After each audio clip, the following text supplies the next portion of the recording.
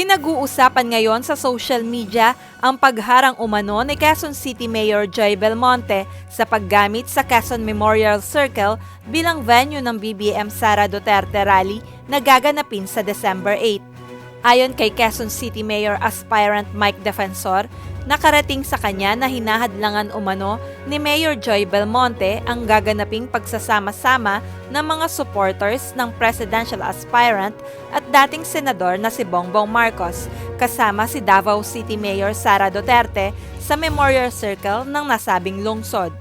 Aniya, kilalang supporter ni Vice President Leni Robredo ang alkalde ng Quezon City at ginawa na rin umano ng nakaraang eleksyon ang pagpigil kay dating Senador Bongbong Marcos na magsagawa ng rally sa Quezon City nang ito ay tumakbo bilang vice-presidente noong 2016. Bababa si Bongbong Marcos sa Quezon City. Yun, no? Totoo yun?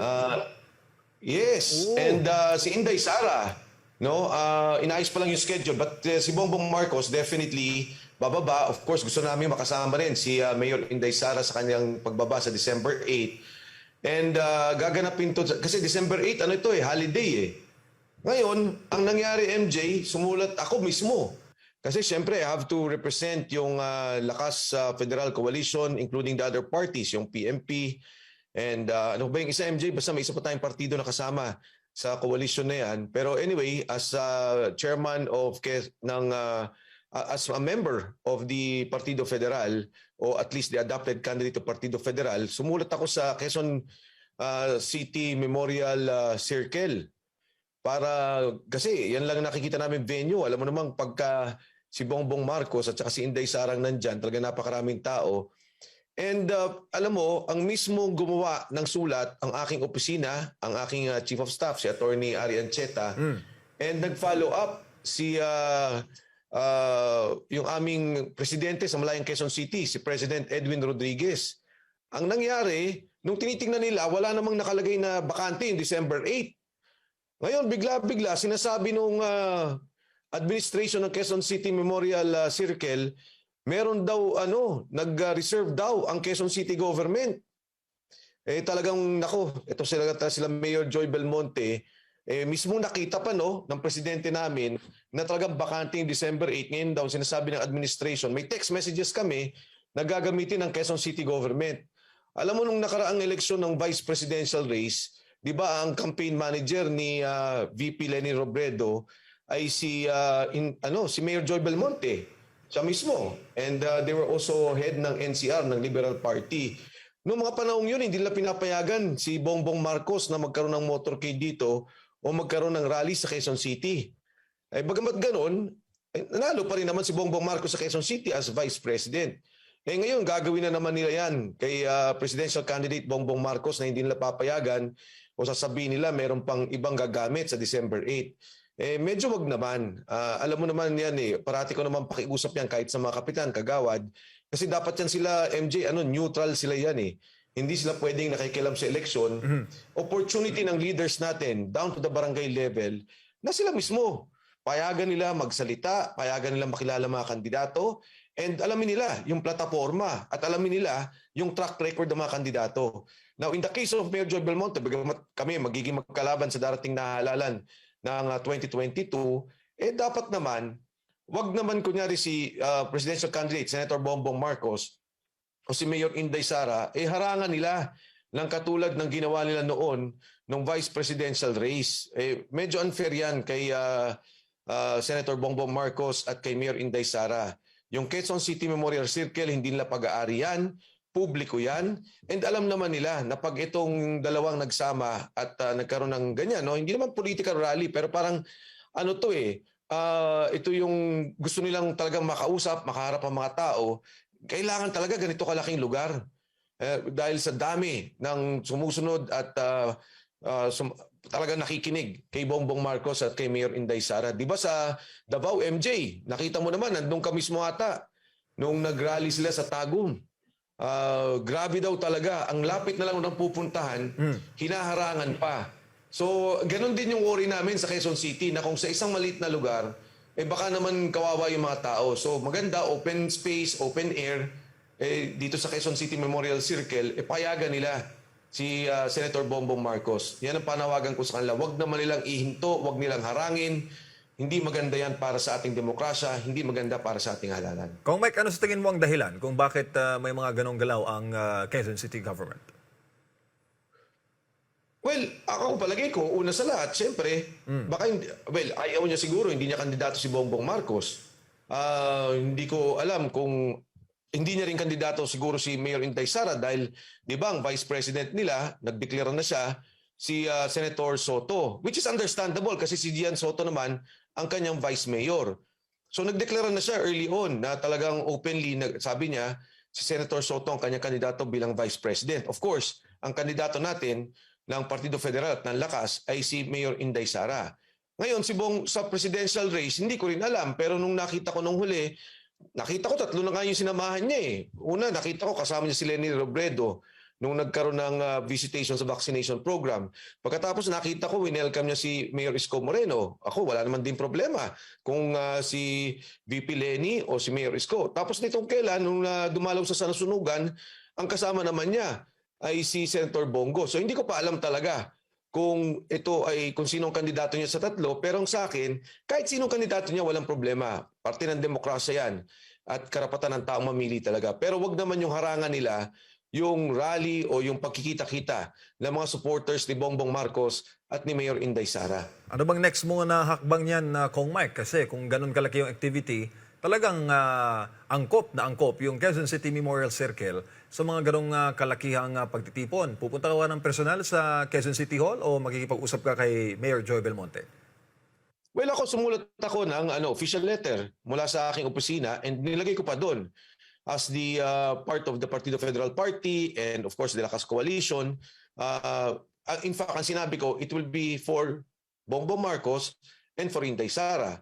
So mula doon, tingnan natin kung ano yung magiging reaksyon nila. Pero kahapon, based on doon sa coordination nila, yun nga daw, ayaw paggamit. Ako, tingin ko, after itong program lang natin, MJ, tatawag. Kasi kahapon ko lang nalaman eh. Tatawag ako kay sa headquarters ni Senator Bongbong Marcos at i-coordinate ko kung paano yung gagawin. Kasi talaga namang si Bongbong Marcos and si Mayor Inday Sara, talaga namang gusto nila yung Quezon City. Mahal sila ng Quezon City at mahal nila ang Quezon City. At sa aming ang palagay, itong activity na to ay isang magandang opportunity para makita ng personal si Bongbong Marcos at marinig siya magsalita. Inuulit ko, no, MJ, nung last elections, hindi nila pinayagan kahit na motorcade. Di ba? Mag-apply ka kung saan ka dadaan, ano yung rota mo, hindi nila pinayagan. Maging sa rally, ayaw nilang payagan. Wag naman ganoon. Kita mo naman, di ba, kahit na ginawa nila yung kay Bongbong Marcos, nanalo pa rin si Bongbong Marcos sa Quezon City, as a vice presidential candidate. Para sa akin, higit sa lahat, alam mo yung eleksyon, isang araw lang yan eh. Pero pagka ganyan yung kanilang estilo, kunyari ako, may darating na isang kandidato, pwede ba kami mag-present sa inyo? Papayagan ko eh. Diba? O sige, magsalita ka.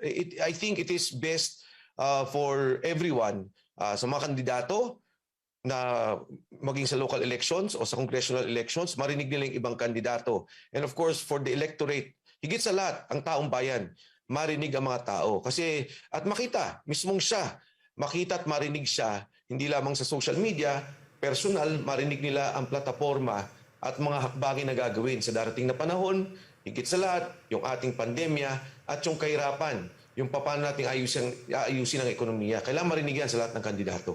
May nag-comment, Kong Mike, hindi daw ba kaya ay takot ang incumbent city government? Kaya may mga ganun silang hakbang? Maaari, natatakot sila. Pero ako naman, siguro, kung sinabi niya na kung pwede, huwag kang magsalita dyan, di ako magsasalita. Importante kasi ito para kaila Mayor Inday at kay Bongbong Marcos. Kita mo naman sa Davao, di ba? Nakita sila ng mga tao, narinig sila, nakamayan sila. Ito talaga, circle to, malaki to. We made sure na talagang we have a big venue kasi nga ang worry din namin, baka mamaya masyadong maliit, hindi naman maganda. Magkadikit-dikit yung mga tao. Pero ito talaga, malaking venue, maganda yung sound system na we make sure that we have a very good sound system para personal lang marinig. Doon sa takot, huwag sila matakot. Ano pa naman, malayo pa yung laban at saka ito'y hindi para sa akin, para kay Bongbong Marcos to at kay Mayor Inday Sara. Isa ho sa aking gustong iparating sa inyo ngayon kasi katatanggap ko lang po ng report na hinaharang ba o ayaw talaga ng lokal na pamahalaan dito sa Quezon City na magkaroon daw ng event, caravan ba ito o rally ito, kung anong plano ng kampo ni Marcos at ni Mayor Sara Duterte, yung magpartner na magkatandem para dito sa ating eleksyon. Nakakabahala ito dahil ang Quezon City ay isa po sa mga identify na baluarte ng mga Marcos supporters. Sabi nga ni Congressman Mike Defensor na siyang official candidate ng Quezon City o ni Bongbong Marcos at Sara Duterte for mayor ng Quezon City, hindi tama na pagbawalan at hindi payagan ang galawan ng mga Marcos supporters at followers dahil ito ay para kay BBM at kay Sara Duterte itong plano nila na magkita-kita, magtipon-tipon dito po sa may Quezon City Circle. At hindi malinaw kung ano ang tunay na dahilan bakit kinukontra o ayaw ng Quezon City government.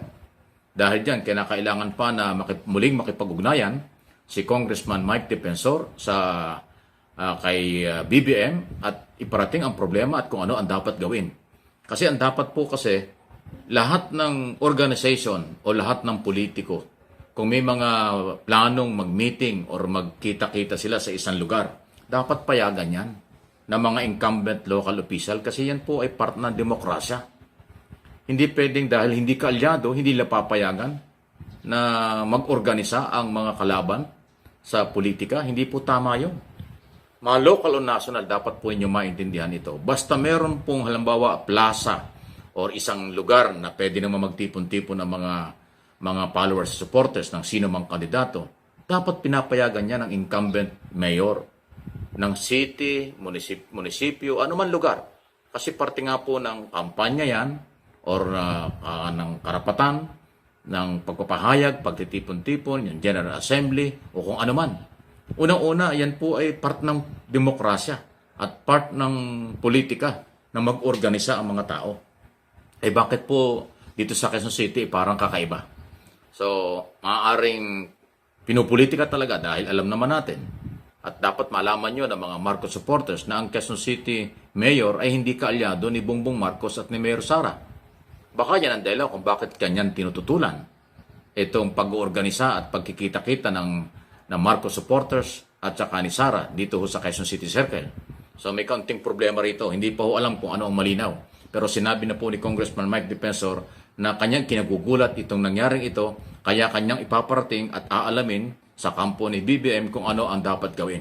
Ito pala yung nangyari na rin noong 2016. Hindi rin pinayagang mag-motorcade o mag-organisa ng malaking mga rally dito sa Quezon City ang mga Marcos supporters. Kakaiba talaga, ano ha? Alam naman natin ito, incumbent mayor, mukhang ibang partido ang kinaaniban. Pero sa kabila po ng pagtutol, ito ang good news ha, ng Quezon City government noong 2016. Ako, taga Quezon City ako, nanalo si Bongbong Marcos dito sa Quezon City bilang Vice President. Dito sa Quezon City ha. So ngayon, alam kong nandito rin ho itong malaking grupo, kaya nga sinasabi ko, ang Quezon City ay isa sa mga baluarte ng mga supporters ni Marcos dito sa Metro Manila. Ngayon, kung pagbabawalan ng incumbent mayor na mag-organisa ng mga rally at motorcade dito, something wrong. Hindi pantayan, hindi parehas yan. So, doon sa mga kinaukulan sa city government, mag-isip-isip kayo. Hindi maganda ito sa part ng demokrasya at karapatan ng mga followers ni Marcos at saka po ni Sara Duterte at ni Congressman Mike Defensor. Okay? Samantala, pwede po kayo mag-comment yan, react, hindi lang ho sa mga taga Quezon City, maaaring sa ibang lugar, baka may yan di mangyari, hindi tama yan. Kailangan ho bigyan natin ng pagkakataon ang lahat ng mga kandidato na mag-organisa kung saan nila gusto. Huwag pigilan ng mga nakaupong local executive.